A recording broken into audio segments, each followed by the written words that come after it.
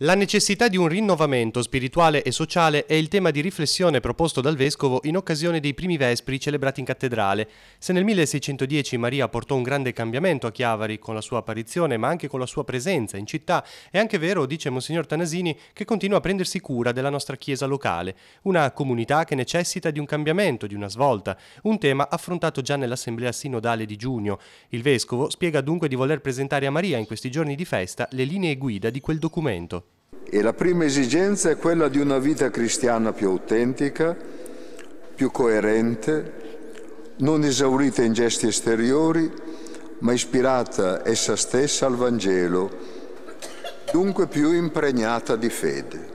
Il Vescovo infine affida a Maria anche il rinnovamento della vita sociale. La città degli uomini ha necessità che Maria ne ripercorra le strade, entri nelle case, aiuti ad affrontare i problemi dell'unità della famiglia, della formazione dei giovani, del sostegno agli anziani, del lavoro, dell'accoglienza, del sostegno alle fragilità.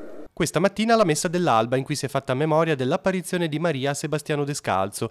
Monsignor Gian Lorenzo Borzini ha ricordato tutte le persone che nei secoli si sono rivolte alla Vergine, mediatrice di grazie. Tu sei la sicurezza della nostra speranza. In lei tutte le cose fioriscono e rifioriscono. Senza la Madonna noi non potremmo essere sicuri del futuro, perché la sicurezza del futuro ci viene da Cristo. La vita senza Cristo è un peso insopportabile.